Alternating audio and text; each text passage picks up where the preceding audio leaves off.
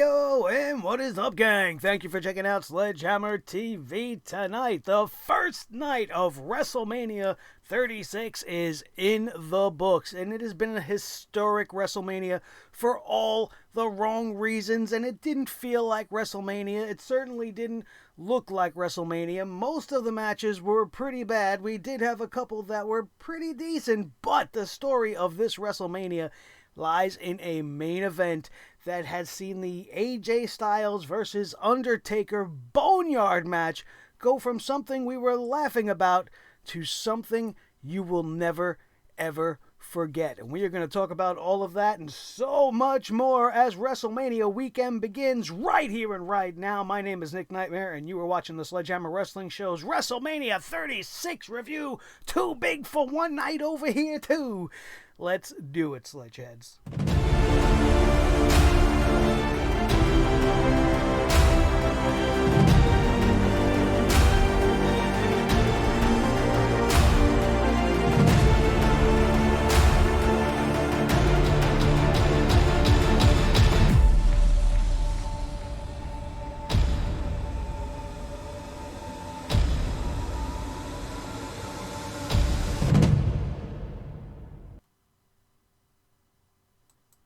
Now, let's not get overexcited. WrestleMania was nowhere near as bad as most of us expected, but that all, as I said, lies in just that main event. What an amazing thing that they pulled off to finish off the first night of this show.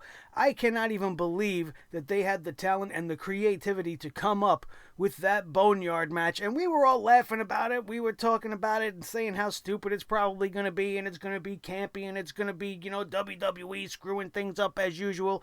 But boy, did they hit a home run with AJ Styles versus The Undertaker. The Undertaker pulling out his inner Negan tonight. He was very Negan-esque in this very Walking Dead-like / Broken Universe Matt Hardy-like segment. Very cinematically filmed, very well done, and I have to give them credit for that matchup. There were a couple of good things coming out of this WrestleMania that we can talk about that weren't just about the matches. The first thing we have to talk about is the fact that this two-night format might not actually be so bad. We were talking about how we didn't think it was going to work, but I would definitely prefer 2 nights of action that can be wrapped up the way they wrapped this show up, instead of one long 11, 12-hour show that just makes me want to melt into my couch by the time it's done. My brain is fried. This is a much preferable way to go about it, and it does distinguish WrestleMania from all the rest of the WWE's bullshit pay-per-views that they got going on. So it's pretty good. Like, this first run going on, while it is done out of necessity, I think it's something that they should continue. I'm not opposed to it as much as I was going into it before, because if you look at what we got tonight and how great it went through, the second thing that I could say was good was how fast this show wrapped up. This show began at 7 p.m. and it was over before 10. That is 3 hours. WrestleMania, we're usually sitting there by hour number 5 praying for death. And while some of the matches on this card definitely could have benefited from a little bit longer match times to establish a better storytelling version of their matchups, I will take this over that long out, drawn out, super long WrestleMania any day.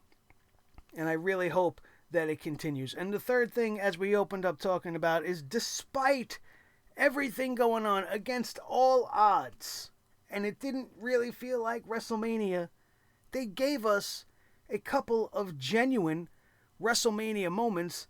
One you will most likely never forget. And that's about as positive as we are going to get with this review, because there are plenty of poop hammers to go around for this show.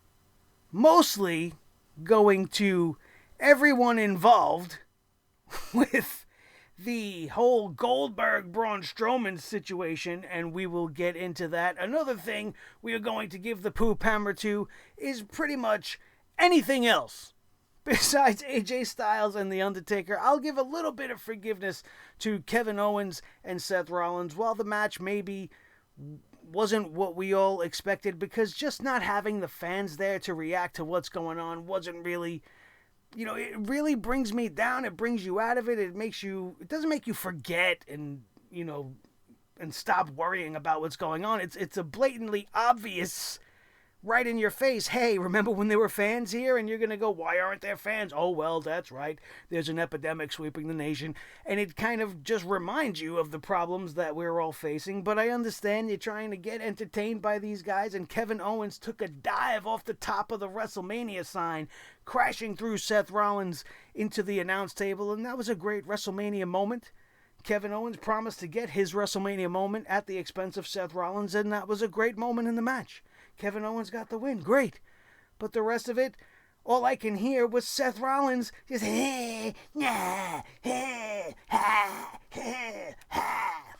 because without the fans, you hear this wheezy bastard's every breath, and it just was like making me cringe every time he was gasping for air and screaming for mercy. Kevin,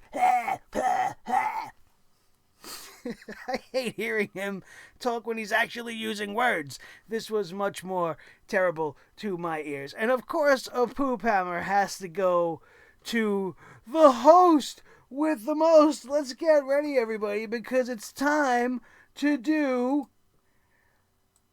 what everybody's waiting for.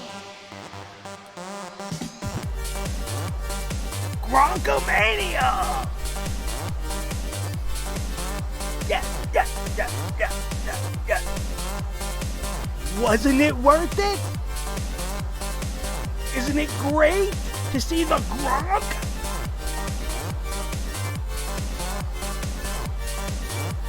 At WrestleMania! And how do they make it worse? They put him with Mojo the Bozo. And while I'm grateful that they didn't continuously go back to these two clowns for the entirety of WrestleMania, was it really necessary to hype this up? Oh, we're going to have Le Gronk. He's going to be the host of WrestleMania. And essentially, he's going to show up for 30 seconds at the beginning of this show, chop Mojo the Bozo 100 times across the chest. Did I call him Mozo? Fine, we can call him Mozo. I meant to say Mojo, but who gives a shit? He was pointless. All of a sudden, he's Mojo Rowley, let's get hype again. He hasn't been Mojo, let's get hype in like 2 years. He was painting his face. He's doing all these weird things. He's having mental breakdowns in the back, talking to mirrors. But now all of a sudden, he's let's get hype again. His presence was useless. It was pointless, and the only reason I was glad he was there at all was so that I could pull out the old Gronk dance.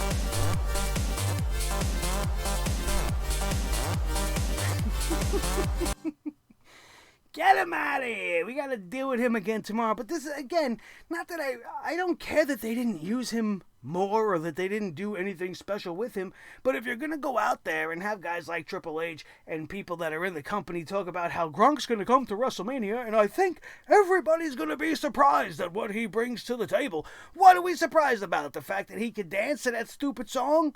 That he could do the yes chant? That he's excited for WrestleMania like everybody else? Who cares? Gives a shit about Gronk. Poop hammers all around to everybody.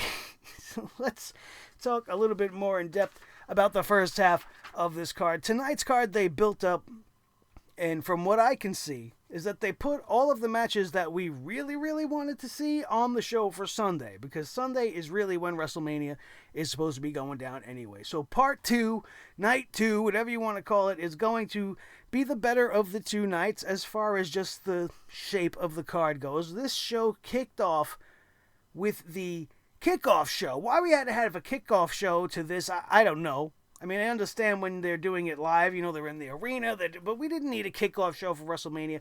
We didn't need to add Drew Gulak versus Cesaro. And if you're going to do that during a 1-hour pre-show, why are you giving them only 7 minutes? That's ridiculous. Drew Gulak and Cesaro I felt like they were just getting started. They were actually putting on a tremendous wrestling matchup. And then Cesaro wins with an airplane spin. And normally I would shit all over this, but Cesaro actually did this airplane spin with no hands. He had Drew Gulak on his shoulder and was spinning in the middle of the ring, not holding this man, just simply bracing him with the power of his neck and shoulders. And I was flabbergasted. I never seen anything like it. Cesaro is a super freak of nature as far as it comes to strength and agility and in-ring capabilities. And the fact that this match went for 7 minutes, so that for the other 53 minutes of the hour of the pre-show, we could listen to Peter Rosenberg and Corey Graves stumbling through a pre-show and through all this dialogue. And wasn't this pre-taped? Wasn't the pre-show pre-taped as well, just like everything else on tonight? The fact that they let Peter Rosenberg still look like a buffoon makes me think, how bad were the other takes? Couldn't you have edited it in? Couldn't you have asked him to do one more? You got this guy saying the wrong things. He's not even being clear at times. He's just overly excited. He's fumbling over his words. I don't mean to pick on poor little Petey here, but isn't this show edited? You couldn't have tightened it up a little bit? You couldn't have given more time to the match? You couldn't have given them 15 minutes to tell a nice story? Of course not, because they don't care about guys like Drew Gulak. They haven't cared about Cesaro in the last 10 years that he's been part of the company. Why would they start caring now? But then the main show kicks off with the Kabuki Warriors versus Blitzcloth Applesauce. And nobody cares about this match. The but the WWE Women's Tag Team Division is an absolute joke. The fact that the Kabuki Warriors are facing Alexa Bliss and Nikki Cross shows you that, because they're pretty much the only girls they have ever faced since becoming champions. And we have the Kabuki Warriors losing to Alexa Bliss and Nikki Cross at WrestleMania. And while my wrestling soul inside is crushed, seeing Asuka and Kairi losing at the grandest stage of them all to a team like Bliss and Cross, which doesn't really make much sense. And while they have been together for a while now and seemingly have gelled a little bit, I don't appreciate two of the greatest female wrestlers in the world that have come together that should have been the most dominant women's tag team we have ever seen, ever, just being pinned in the ring by the likes of an Alexa Bliss, whose greatest thing to me is her face and her body and her little booty. Like, she's great, she's gorgeous to look at, and I think she's beautiful, but I'm not the biggest fan of her in the ring as I was in the beginning. And I will say, this was the most I think I've seen Alexa Bliss work maybe ever. She actually did put in some work in this match, and there were no major botches that really stick out in my mind. This is one of the matches that had way too much time. You could have definitely allotted more time on the main card to some of the other matches here that deserved it. This match didn't. It could have been shorter. It wasn't really necessary. A little bit too much of Asuka and Kairi playing to a crowd that's not there. One of the things I think should have been an edict by Vince McMahon tonight is don't talk to an invisible crowd. Find the nearest camera, lock eyes with the camera, and scream into that. Engage with the audience at home. Would have gave it a little bit more of a better feel as the action went on throughout the night. But we have new women's tag team champions, and it's probably for the best. Not for us as fans having to see Alexa Bliss and Nikki Cross as champions, but for Asuka and Kairi, they can go their own separate ways. One of them, or maybe both of them, can go back to NXT, or Kairi Sane supposedly might be leaving altogether and going back home to New Japan, being that she's been treated like a doormat since the minute she was called up to the main roster. So nobody really knows what's going to happen going forward, but I'm not happy that they lost, but I guess it's for the best. Elias defeats King Corbin in a match that nearly put me into a coma. This was unnecessary. It was you know what makes it even more unnecessary is the fact that this match was booked by, you know it, I don't have to say it,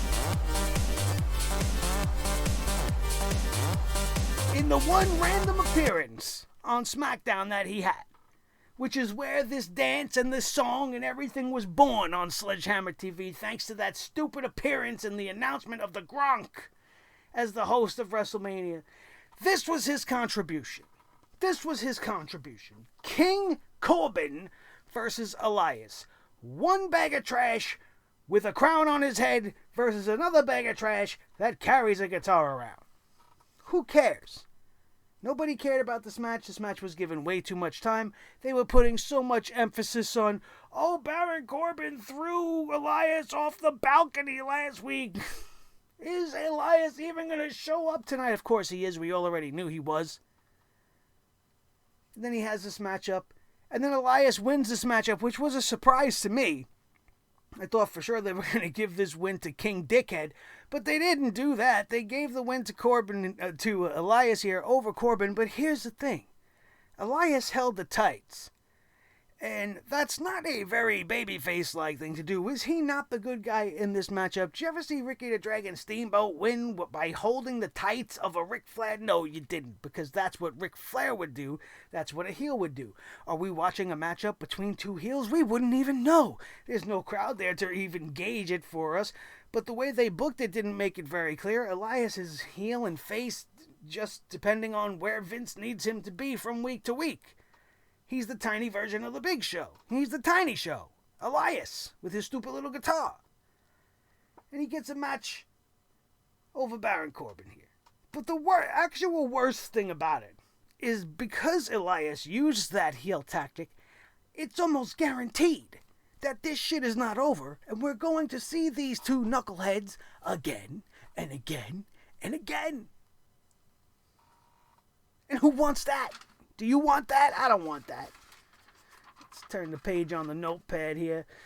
The Raw Women's Championship followed this matchup, and this is another segment that gets a big fat poop hammer.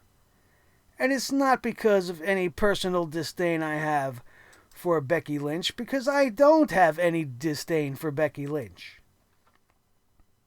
I just feel that after you've been the champion for the last year, and we've reached a point in her run where there's nothing you can do anymore to make her interesting, she effectively made people disinterested in her with this weird cocky swagger, coming out dressed like a king, calling herself a king, wearing a huge crown on her head, being a caricature of herself, playing herself off as a joke, a funhouse mirror image of the man that we all knew at this time last year, leading into WrestleMania 35. And this was the moment for her to be humbled. This was the moment for Shayna Baszler to show Becky Lynch that you're not the man. You think you're the man, but there is a bigger fish in the sea that has just chomped your ass up, and her name is Shayna Baszler. And that's what needed to happen. You sacrificed the entire women's division for Shayna Baszler. She beat everybody on the Raw Women's Division in one Elimination Chamber match, single-handedly defeating every single person in that match. All to lose to Becky in very underwhelming fashion, might I add. They were actually having a pretty hard-fought matchup, and it was actually not as bad as everybody anticipated. There was a couple of minor botches, but nothing to really to get on anybody's ass about, and it was getting very entertaining. And then all of a sudden, it was just over like that, because Becky reverses I believe it was the Kirifuda clutch. She reversed it into a pinning predicament, one that we have seen Shayna Baszler get out of before, but for some reason Shayna Baszler forgot how to wrestle in that moment and didn't get out of it, and Becky Lynch remains the champion. For what? Who's she going to go and fight now? We're going to extend this feud with Shayna Baszler? You pretty much just made her a dead entity. You built her up as this unbelievable monster of a woman, only to have her fall to Becky Lynch in such underwhelming fashion. And what? Oh, now Shayna's going to be pissed. She's going to be coming for her vengeance, and she's going to get it back on a rematch? What, are they going to do it on the Raw after Mania? Without any fans who gives a shit about that show either. This was the wrong move. This was the time to crown Shayna Baszler. She's coming in hot. She has all the momentum. She's gotten the upper hand of Becky Lynch every time. She bit the fucking girl in the back of her neck. and she comes out the loser. The NXT curse. If Triple H loves you, Vince will hate you. And he will bury you at WrestleMania. And here is your biggest example. How Becky Lynch retained the title here, I will never know. And do you care now if Shayna Baszler wins the rematch? No, this was her moment. This was her WrestleMania moment. She's one of the most dominant, longest reigning NXT Women's Champions, a 2-time NXT Women's Champion, but she can't beat Becky Lynch. A Becky Lynch whose head has gotten swollen. That's the story you tell here. And you humble her. And now Becky Lynch has to fight her way back. The way she was feeling about that loss to Asuka. Now you do that with Baszler. I was on top of the mountain and this bitch came and knocked me off. What did I do wrong? I have to train harder. I have to work harder. And then you go back and you tell that story. And you watch Becky training. And you watch Becky trying to fire herself up. And then the fans will get back on her back as she goes down the road. There was no Ronda Rousey here. There was no interference by Ronda. There was nothing interesting done with this. They just kept Becky as the champion. And I do not understand why. Awful. Awful choice in the booking. Intercontinental Championship matchup. Sami Zayn, the champion, with Shinsuke and Cesaro, defeated Daniel Bryan with his little buddy Drew Gulak, much to my surprise. I thought for sure they were pulling the trigger on going with Daniel Bryan, and they could have told so many great stories from here. And I guess they still could. And I actually enjoyed this matchup. It wasn't the best match, and the Gronk and Mojo were annoying me being a part of it as the crowd for the Yes Movement, the smallest and most clown-like Yes Movement I've ever seen. But aside from that, I enjoyed the vocality between both of these guys. Daniel Bryan kept, insulting Sami Zayn, which kind of felt not natural for a Daniel Bryan character to do, but everything he said was true. Sami Zayn was very derogatory about Drew Gulak, and Daniel Bryan is almost taking that older brother stance and trying to stand up for Drew Gulak, and he made Sami Zayn suffer. Daniel Bryan dominated a majority of this matchup, only to end up losing out of nowhere. Sami Zayn hits a haluva kick as Daniel Bryan comes off the top, and they were lucky to get the shot that they got of it because they were not in the right position to get this match, and you almost missed it. You saw like the last 3.5 milliseconds of it because nobody was in position to get the shot. So the camera work there was a little shoddy. But Sami Zayn gets the win here in a match that definitely could have used another 5 minutes. This match was over way too quickly. The women's tag team match having more time on the card than this match is definitely wrong. Baron Corbin and Elias, I think, had more time than this match, and that's wrong. That is just absolutely wrong. This is another match just like in the pre-show that was kind of just getting going. Daniel Bryan and Sami Zayn in that ring together were magical. They were beating the shit out of each other. Sami Zayn was selling like crazy. He sold everything brilliantly as Daniel Bryan dominated and was pretty much toying with him through the majority of the matchup. If not for some of the shenanigans on the outside, there would be another outcome here, but Sami Zayn retains with that haluva kick out of nowhere that they almost didn't get. I thought this was a decent matchup, and it was my favorite matchup on the card until the last matchup. I'm probably going to get a lot of shit for this, but we had a ladder match for the SmackDown Tag Team Championships, but it was a singles matchup. It was a triple threat singles matchup, one man from each team getting in the ring to defend the tag team. No. Why not just cancel the matchup? Have it at another show. The Miz wasn't feeling well. He was sent home. He got heat for it. And now instead of doing the right thing and having a tag team championship matchup with all of the members involved that need to be involved to decide these championships, you go with a singles match to decide a tag team title? That just right off the bat is nope. makes absolutely no sense, and it is fucking stupid. They could have done a million other things. The most easiest thing to do would have been to postpone it until things got back to normal. Actually, the best thing to do would have been to not have the belts stay on The Miz and Morrison after the Elimination Chamber. If you would have gave the belts to the Usos or to the New Day or to even Heavy Machinery, you could have had the championships featured in an actual tag team matchup. But this WrestleMania's tag team matchup for Night 1 will be known as the tag team title matchup that happened without any tag teams in it. And if you're alright with that, there's something a little bit wrong with you. This was a standard ladder match. It's not very often you see a triple threat ladder match in a singles aspect. And there were a couple of decent spots. I really liked the spot where John Morrison walked from one turnbuckle to the other. He walked the tightrope from completely, balanced, unbelievable, from one end of the ring to the other, and then grabbed Kofi Kingston and hit a Spanish fly.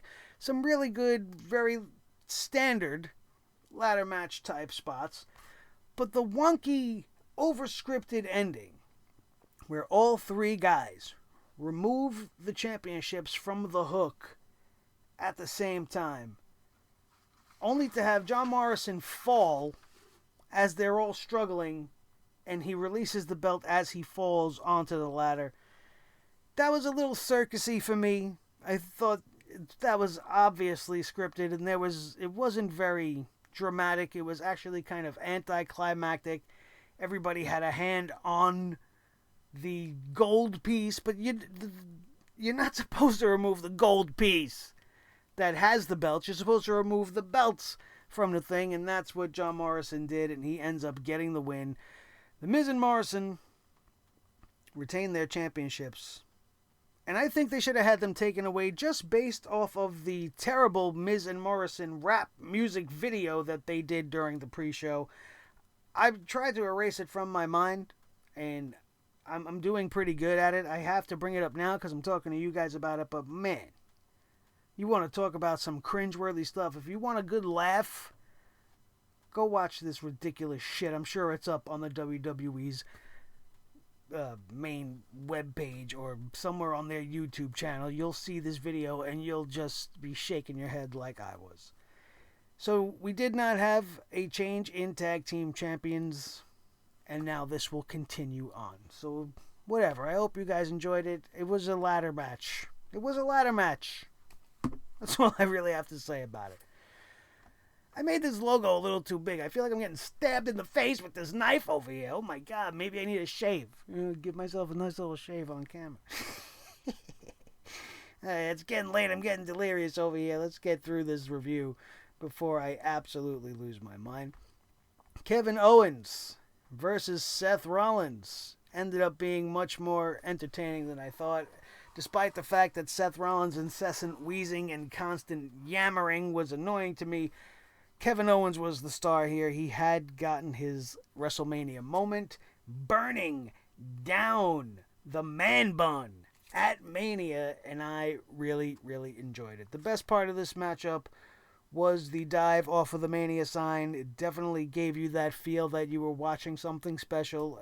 They had actually two matchups here, and I think this was a little bit overbooked, but it definitely speaks to the character of Kevin Owens.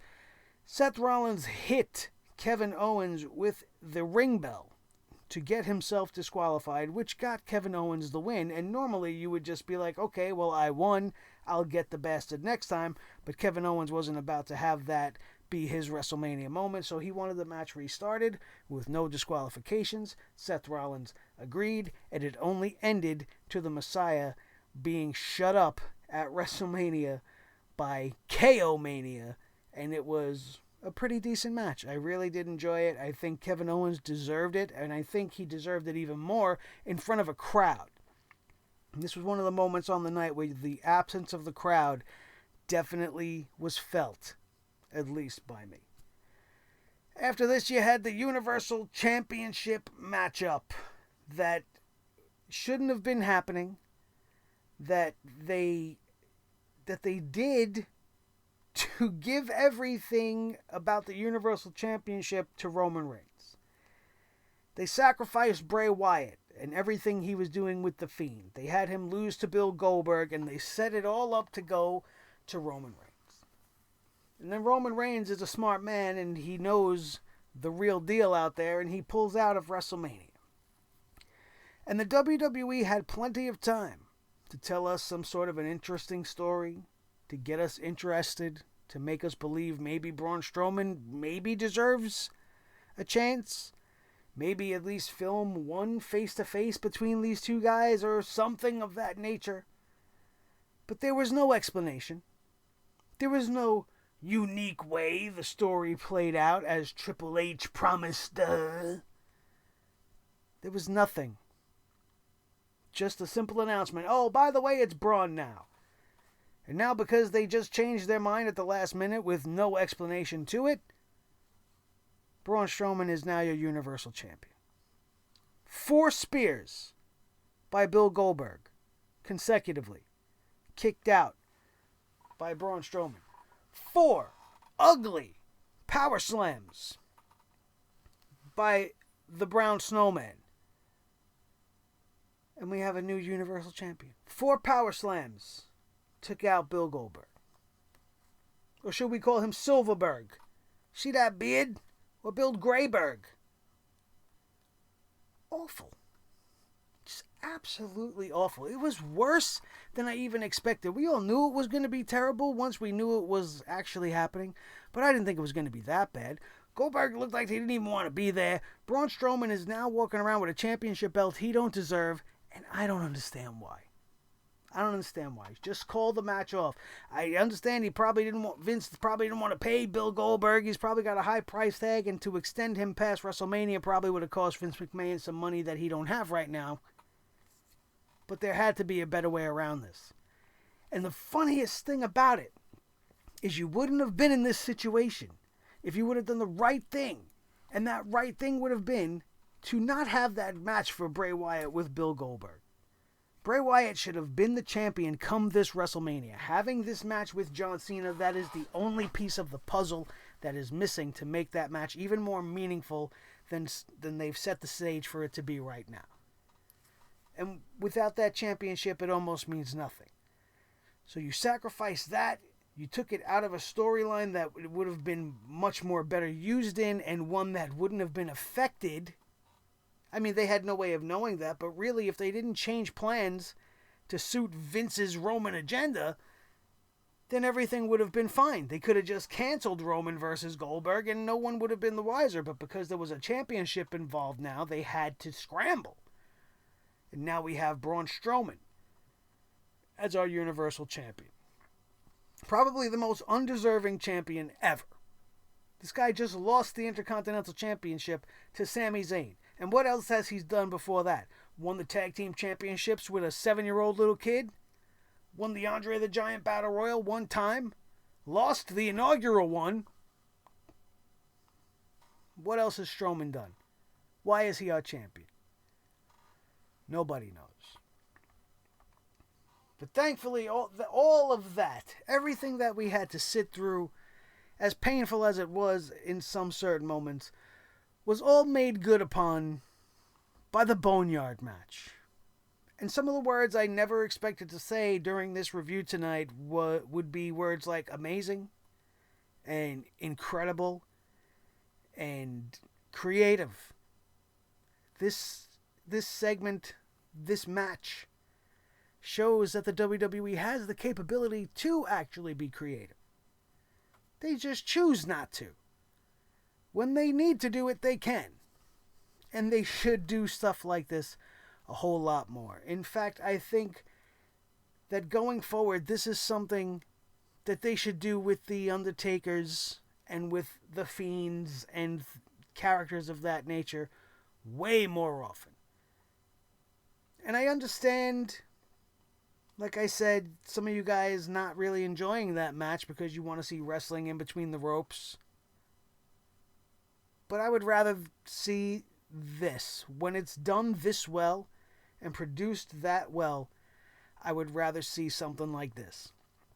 The Undertaker versus AJ Styles Boneyard match is something that I can't even truly talk about and do it any justice. It is something you need to see for yourself. It is absolutely magical.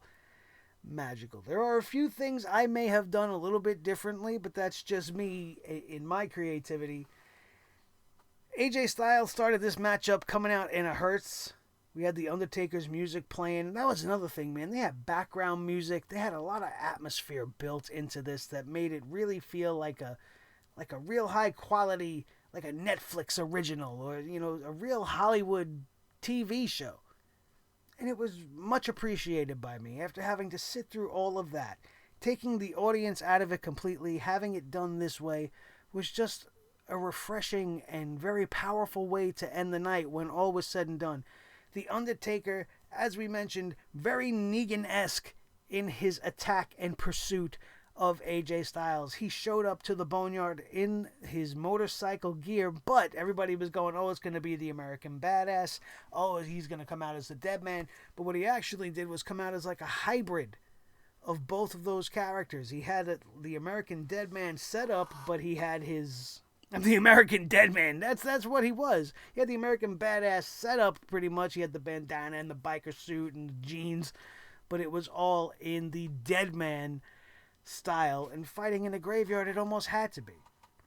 But this thing was perfect. The Undertaker demolished AJ Styles through the whole first half of this, just beating his ass all over the Boneyard, tattooing him something fierce, and also just ripping him apart vocally. Telling AJ, you asked for this, man. This is what you want. Call me an old man. You said I'm just an old man. Say my wife's name now. All kinds of great stuff. Really great stuff. We knew that Gallows and Anderson were going to become an issue, and they did, but The Undertaker dispatched them with veritable ease, and that's one of the things I would have done a little bit differently. Undertaker kept talking about the unholy trinity, and I thought for sure we were going to see Mankind and Kane show up and try to help out the Undertaker in this situation, but they didn't have to get that crazy with it, as it turned out to be just fine without anybody else other than the Undertaker standing his ground in this Boneyard. I also thought they maybe missed an opportunity. At one point, Gallows and Anderson, when they initially showed up, they had like a group of guys with them that came out. They looked like the Undertaker's druids, and their faces were covered, probably to protect them from the pandemic since they had so many people in this little segment, but also because they were just jobbers or students or whatever that had to fill in this role. But I think it might have been a little bit cooler and even made this segment a little bit better than it even turned out if maybe some of the people under the hood were people from the Undertaker's past, some of the older people. Like maybe you could have got Midian to show up and be somebody underneath the hood, or some of the other people from the Ministry of Darkness, maybe a Farouk, and then he could pull the hat off and he could be like, damn, something like that, because they tried to help Gallows and Anderson, and everybody gets their ass whooped by the Undertaker. Those are the only two little ways I maybe would have changed it up, but otherwise this was perfect. Undertaker kept calling AJ by his first name. AJ got his shots in as well, and this is where things took a really interesting turn. AJ Styles threw dirt in the eyes of the Undertaker, took advantage of the distraction by Gallows and Anderson, and got the advantage on the Dead Man, at one point getting him in a hole that was dug. There was a grave dug on the site. The Undertaker found himself down at the bottom of the hole thanks to the assault from AJ Styles. AJ goes on a tractor that has a big bulldozer front full of dirt ready to be dumped into that giant hole, and as he's going to start the tractor, the lights start to shine bright behind him, and the Undertaker rises from out of nowhere. He then just takes care of AJ Styles in epic fashion, ends up fighting on top of the roof of this crazy barn in the middle of a boneyard. I don't know how it has a barn and a boneyard, but this was great. Chokeslams AJ Styles off the roof, threw a whole bunch of wood on the bottom, and then tells AJ, oh no, we ain't done, son. And he just continues to beat him like a redheaded stepchild. AJ Styles never really had a chance here. The Undertaker throws him in the hole after he promises, hey man, I'm not going to bury you. You just gave me a good fight. And he gave AJ a lot of respect.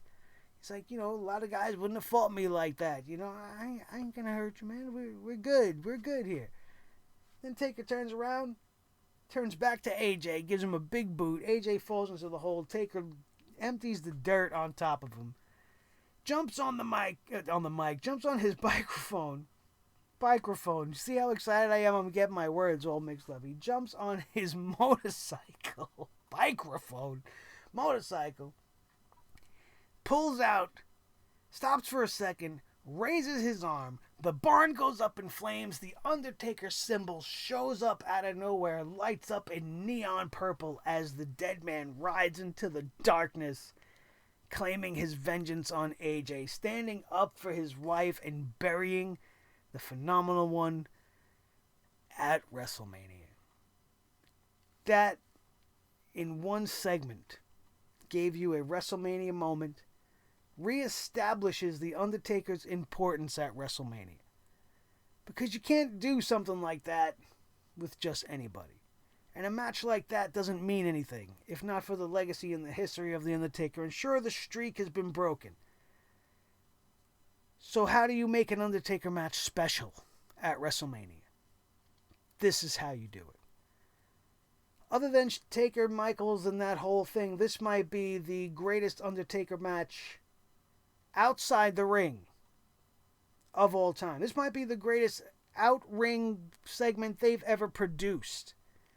They've done some stuff like this with The Undertaker before. We've seen Boiler Room Brawls. We've seen some crazy stuff. But this, by far, I didn't expect it to be nearly as good as it was. I thought it was going to be much more of a joke, and I thought for sure they were going to ruin it, and I actually thought AJ Styles was going to end up being the victor here. But AJ Styles is the winner here, because he just had an epic matchup with The Undertaker at WrestleMania. And it's one that we're never going to forget. It was a great way to end Night 1, and it has me looking forward to Night 2. For one match. For the Firefly Funhouse match. And man, AJ and The Undertaker and that whole thing with the Boneyard really set the bar high. The Firefly Funhouse has to deliver in a huge, huge way. And if this was any indication of how these, specialty matches are going to go, then Wyatt versus Cena tomorrow, it's going to be something to see. So we have a reason to tune into Night 2, other than the return of Edge to WrestleMania. Once again, before we even... I want to thank all of the guys and ladies tonight for performing in this show. It had to be tremendously difficult for them to go out there and perform for nobody. One of the things as a wrestler you feed off of is the reaction of the crowd. And they're just going out there, going through the motions, going through, whatever they have planned. And everybody really did go out there and tried to kill it tonight. My personal opinions aside, I give them all respect for going out there and doing this. They have to do what they have to do. Vince is just relentless. The boss has to have what the boss wants. Everybody did their part, and they tried. And it turned out almost exactly as I thought it would, only that little bit at the end made it very, very special. And for at least a brief moment on this night, I felt, man, that's definitely WrestleMania worthy. So, with all said and done, Night 1 in the books. One really great match. The rest of the show, it's up to you, give or take. You let me know what you guys think in the comments section down below. What was your favorite match of Night 1? As if I don't already know, most people are going to vote the same way as I did. If that wasn't your favorite type of a match and you didn't enjoy that match, then what was your cup of tea tonight? Because I don't know of anything on this night that was better than what we saw in the main event tonight. Thank you guys for showing up tonight, and I hope to see you back here tomorrow. We already did 45 minutes here tonight on WrestleMania Part 1. Who knows what's going to happen tomorrow for the Night 2 of WrestleMania. Too big for just one night, brother. We'll be seeing the Gronk again at WrestleMania, and we'll be seeing the Gronk dance again tomorrow right here. Hopefully he has as much to do with tomorrow's installment as he did with tonight, which was very little, but that doesn't mean we ain't gonna take a couple of shots and play that Bronx Magic. All right, that's enough. That's enough. Thank you guys, as always, for being here. My name is Nick Nightmare. This is the team. Thor the Sledgehammer, the official Sledgehammer of the Sledgehammer Wrestling Show. His tag team partner, the World Heavyweight Champion of all the microphones in all the world, Mr. Blue, the Snowball. The most important member of the team, as always, is each and every one of you beautiful sledgeheads. Thank you so much for being with me here at WrestleMania weekend. Hopefully we can make it a good one and get that subscriber count over to 2,500 before the weekend is over, and maybe even beyond that. Let's get to 10,000. Who cares? Let's get to 100,000, 1,000,000. Thank you guys, as always. That, my friends, is going to do it. Make sure you check out everything else on the channel, from our review of the 2 go-home shows that just shouldn't even exist to everything else. We have our coverage of AEW. We talked about all of the WWE pay-per-views from the beginning of the year, and God knows what we're going to have to talk about moving forward, because if the rumors are true, we might not be getting much more wrestling after this week, but we can hope for the best, can't we? I hope all of you guys are staying healthy and staying safe and keeping your hands clean, washing those hands, and staying out of trouble, and stay home if you can. And if you're an essential worker like me and you're out there doing your thing, trying to keep society on the rails, thank you so much for doing your part, just like I do every day. That, ladies and gentlemen, is going to do it. We are out of here, and we will see you next time right here on your new favorite wrestling show, the Sledgehammer Wrestling Show, only on Sledgehammer TV, right here on YouTube.com. Boom.